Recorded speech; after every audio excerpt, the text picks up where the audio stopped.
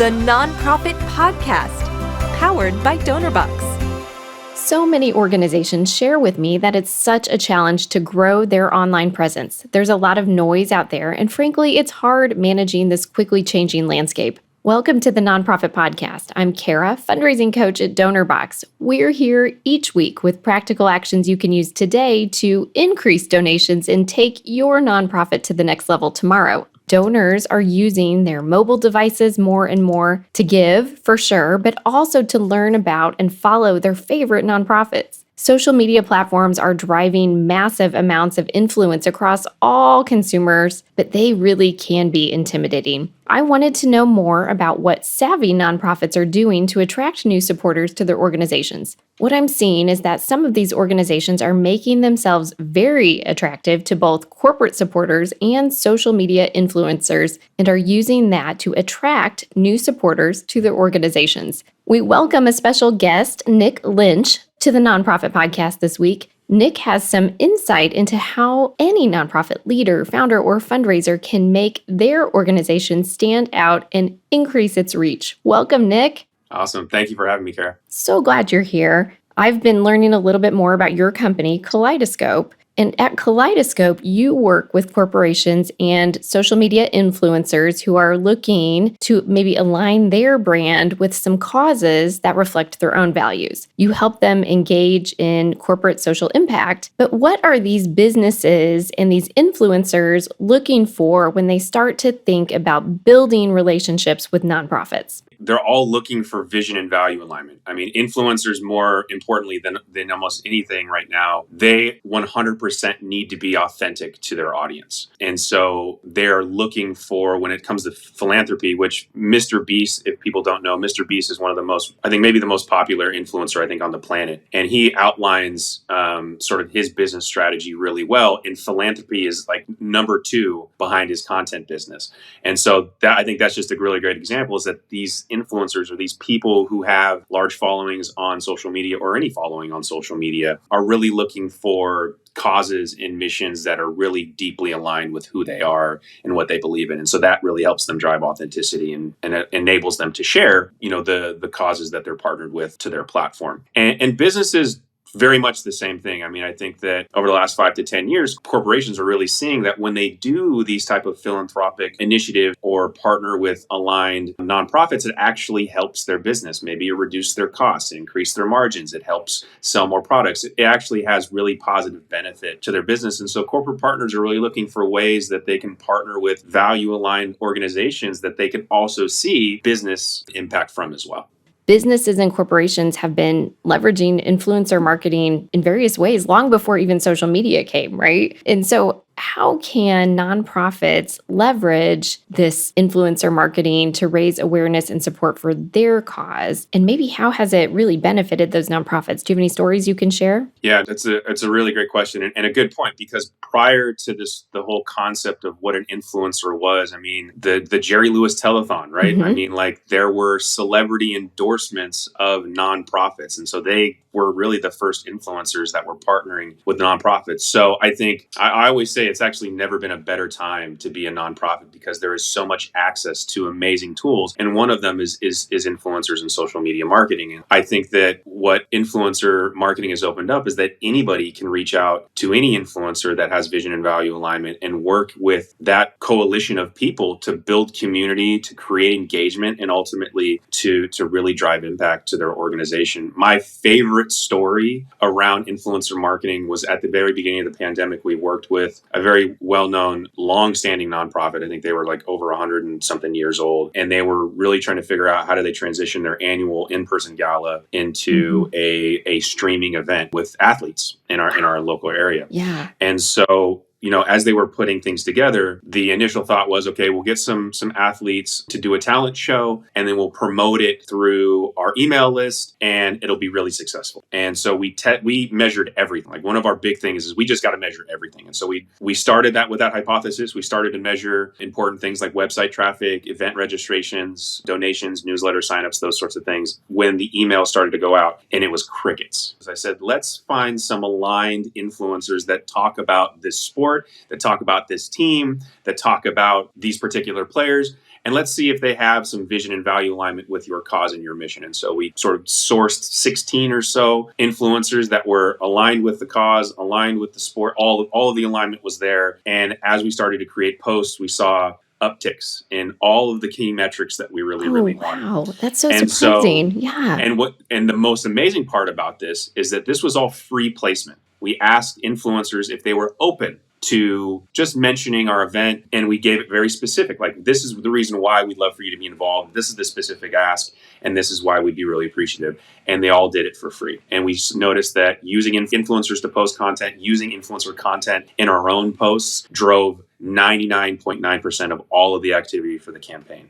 And so it's a good example of a lot of things that are really important for influencer marketing. One is that influencers come in all sizes. We worked with people with 1,000 followers. We worked with people with 50,000 followers, and they all had varying levels of support and varying levels of contribution to the campaign. Some of them were really great at just getting eyeballs on the event, and some of them were really good at actually driving clicks and visits to the website. And so it just illuminates that anybody can be an influencer. It's important to measure everything, and influencer marketing can be low and no cost as long as you are very thoughtful and very clear about how you articulate why you would want somebody to be a part of a campaign or a particular initiative. This is a terrific example. I'm frankly a little surprised. I might have given up when my emails didn't perform well and just say, we'll try again next time. But you really, you looked into another avenue and it really delivered for you. That's terrific. In your work, you've been able to see how this type of outreach can really benefit organizations that are working so hard for the greater good.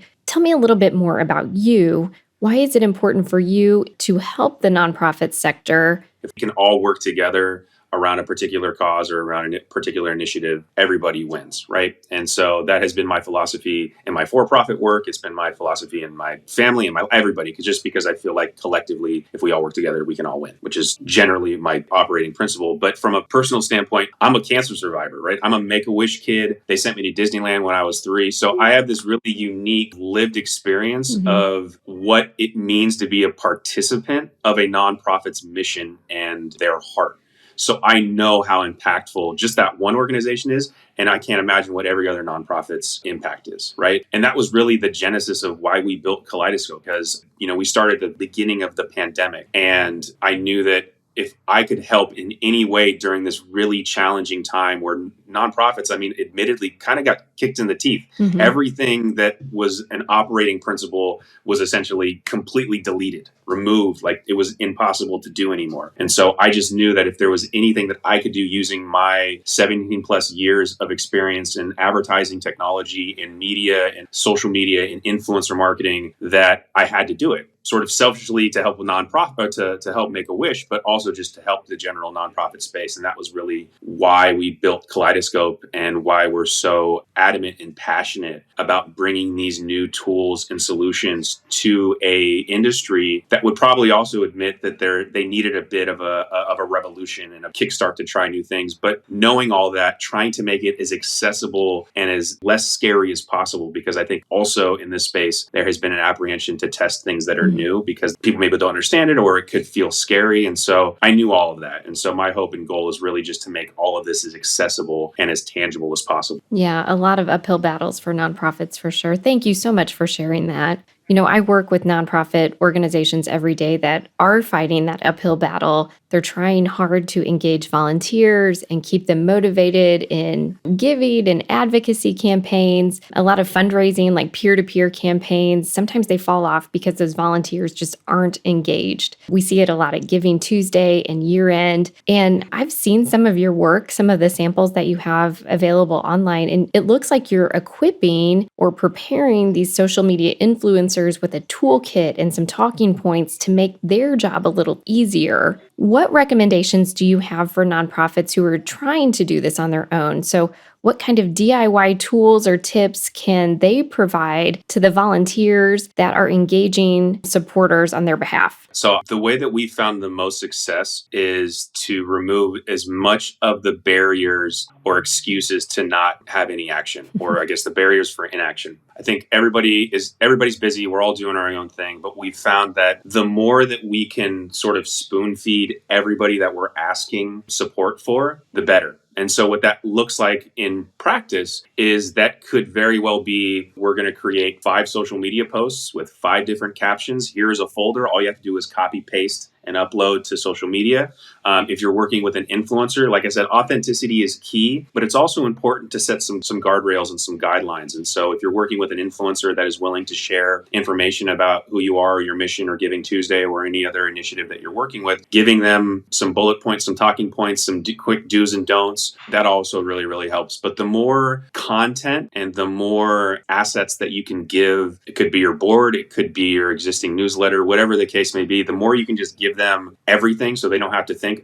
All they have to do is sort of push a button that says save, upload, and then post, the better. So I would suggest it's worthwhile to spend a half a day for any organization to just sort of create captions and some images that their supporters can easily just pull and upload if they need to. Yeah, super user-friendly. Let's talk a little bit more about social media. It can be overwhelming for a small nonprofit that maybe has 1 or 2 staff members to make the time and then get over the learning curve to calculate the returns on investment and really glean some useful data from their analytics. If you had a nonprofit leader or founder or fundraiser with that limited capacity or limited funds come to you, what would you advise them and where should they start? I have actually been getting this question a ton because of the recent news from Meta that they just released their Threads platform, which is the direct competitor to Twitter. So if you're keeping track at home, it's Twitter, it's Facebook, it's Instagram, it's TikTok, it's now Threads. There's so many social media platforms out there, and they all have unique value. They all have unique audience. But what I always tell anybody, but particularly nonprofit professionals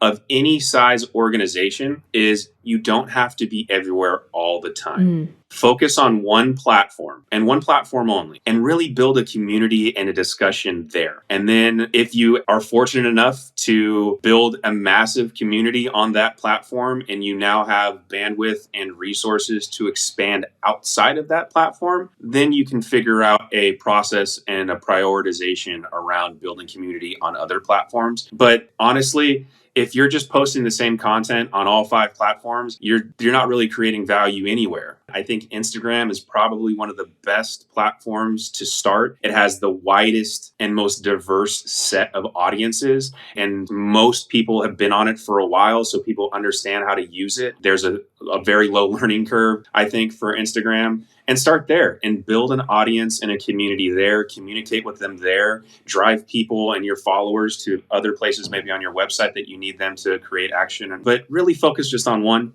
You don't need to be everywhere. I know there's some fear of missing out of being in other places, and maybe other organizations are on a bunch of other platforms, and that might work for them. But start in one place, focus and prioritize, and grow a community in one place, and then you can sort of figure out where expansion can happen afterwards. That's really helpful. It's a good confidence builder. When you're looking at social media, what are the key metrics or key performance indicators that you track for your nonprofits? And then what's something that every nonprofit should have their eye on? We kind of nerd out on data. So we track absolutely everything you possibly could track. I mean, clicks, engagement, likes, shares, reach, impressions, everything. But honestly, I think just start out with creating content that people like and share and save, and really focus on the amount of engagement that you're creating for each individual post. I had actually pretty lengthy conversation with about 120 nonprofits yesterday that they asked me kind of a similar question, like, how do we get better at social media? And I always tell them, like, it's not about posting every single day. It's really about creating value and posting important information and value to your followers. Because if you're just posting for the sake of posting every single day, that doesn't create a lot of value for your followers. But if you're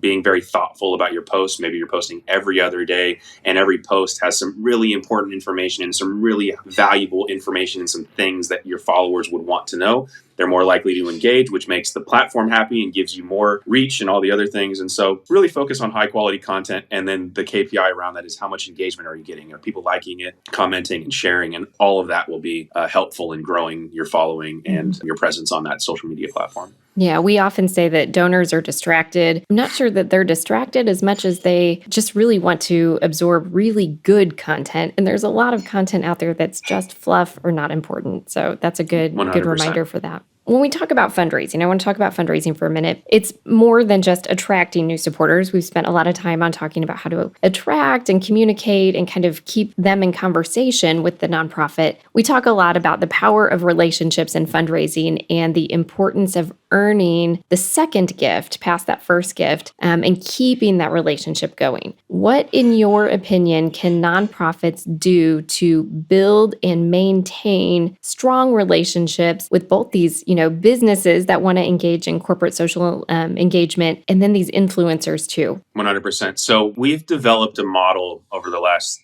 almost 4 years. It's called the SPH model. I just wrote a book about it, and actually it'll be out in March. But Great. the model is SPH. Social, partnerships, and human. The S of that is creating social moments, not just online, but offline. And so what that means in practice is that how do we get people together that are meeting around a particular mission or a particular initiative so that they can meet each other, collaborate, like we want to be together. And so creating these social moments, it makes things really sticky for supporters, for potential supporters, for non-supporters that might be right. So all of those opportunities to create social moments, whether they're online or offline, are really, really important. And that makes things go past that initial donation and really creates that strong community tie around a particular mission. So that's the social piece. Partnerships is really creating these mutual beneficial partnerships that really help every side of the partnership really thrive and work. And so a lot of the time on the corporate side, it's, really providing high levels of communication, high levels of insight, high levels of reporting of exactly what that partnership meant to you as a nonprofit and how this actually yielded results for you as a corporate partner.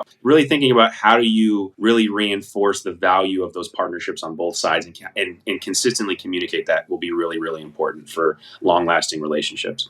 And then the H part of that SPH model is humanity or human. Mm-hmm. Really making sure that you're injecting and integrating the human element of everything you do. That means the people that are actually on the staff, behind the scenes people who are doing the work, sharing their stories, sharing their why, being very, very specific about the people or the places that you are supporting in your mission, and really making sure that you're consistently doing storytelling around the impact of that. Because the more people can relate to the human aspect of the mission that you are undertaking, the more likely they are to be more empathetic, to be more connected to your mission, and to be consistently supportive of what you're doing. And so that's why we kind of built the SPH model, because we just feel like if you can focus on those three things, regardless of all the crazy tactics that everybody's talking about, AI and social and all these other things, if you can fall back on those three principles and figure out how those fall in line with your organization, you'll do just fine. Focus on the fundamentals. Yeah. You got it. Yes. Oh, wow. That is so valuable. Thank you so much. I've really enjoyed our time together. I want to learn more about Kaleidoscope, but if someone else wanted to learn more about working with Kaleidoscope or learn more about what you're all about, how can someone find out more? You can go to our website. It's kaleidoscope.io. We spell it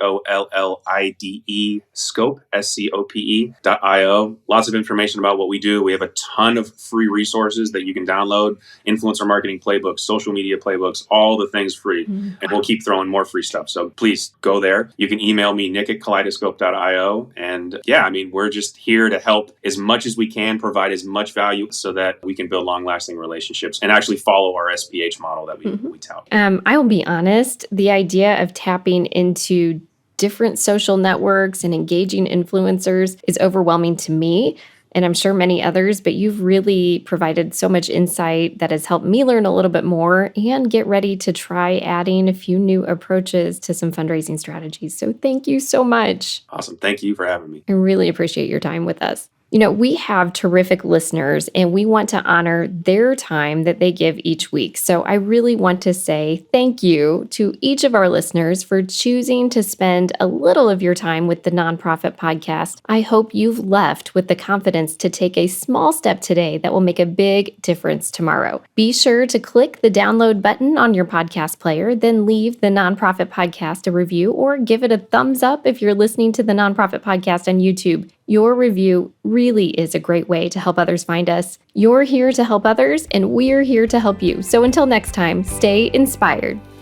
That warm feeling when you help someone, it's not just happiness, it's fulfillment. And we believe it should be available to everyone, from frontline heroes to first-time fundraisers. Our tools empower you to help others. This is our mission.